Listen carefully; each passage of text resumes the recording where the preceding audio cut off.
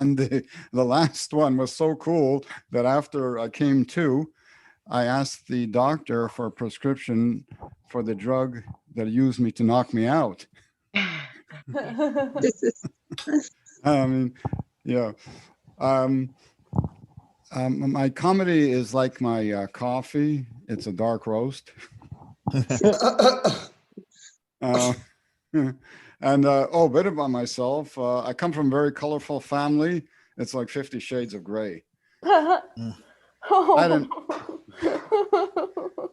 aunt that was so nuts, an aunt from Halifax, Nova Scotia. She was so nuts that she wanted to fix up my blue-eyed cousin with the anchor man from CTV News. So she spoke to the she spoke to the TV set a lot. And I had another aunt from California, Los Angeles, Hollywood, California.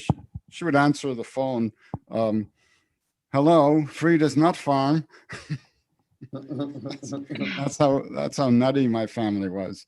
You know, and I had an uncle who was so perverted that you know, all my mother's sisters when they passed away, she mourned. She was very sad, and so I went with my uncle Howard.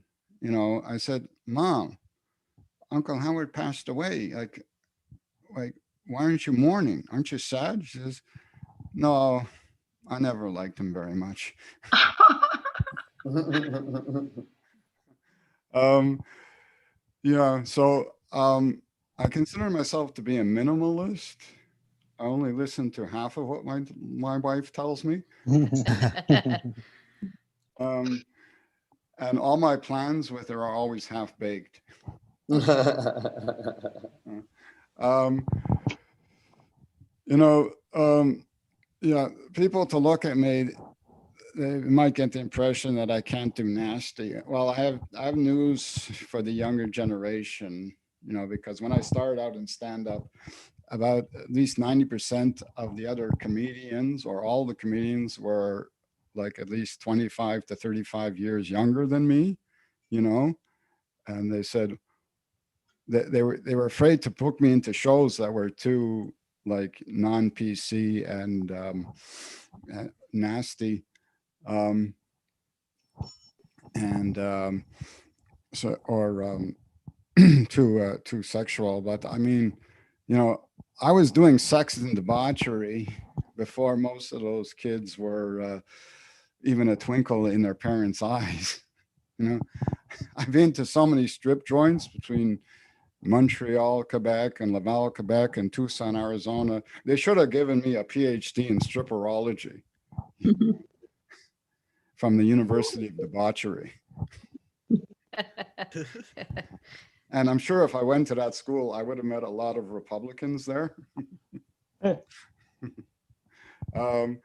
Yeah. So, I mean, I'm not like your, you know, stuck up, stodgy Uncle Albert, but I am like your sleepy, creepy Uncle Joe. My wife and I have an asexual relationship. I'm a sexual pervert, and she doesn't want to talk about it. My first time trying to have safe sex with a girl, I forgot the combination. I had this girlfriend once. She had a very strange take on climate change.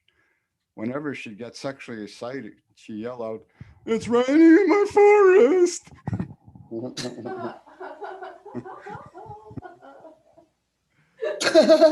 Okay. And I had one that was very existential. She was debating on whether or not I should exist. Okay, thank you very much, Jeffrey. Thanks for coming, Jeffrey. Jeffrey. Thanks Thank for you. coming, Jeffrey. Was that?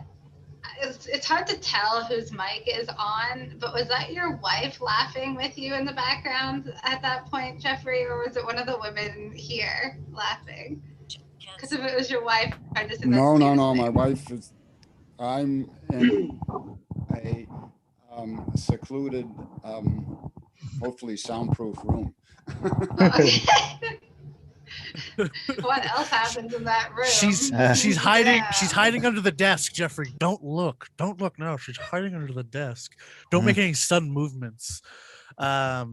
Speaking of dirty, I don't know if this is dirty or just dark. Let's see if anyone else's grew up around me. Put in the chat what your guess is for the definition of the word mung.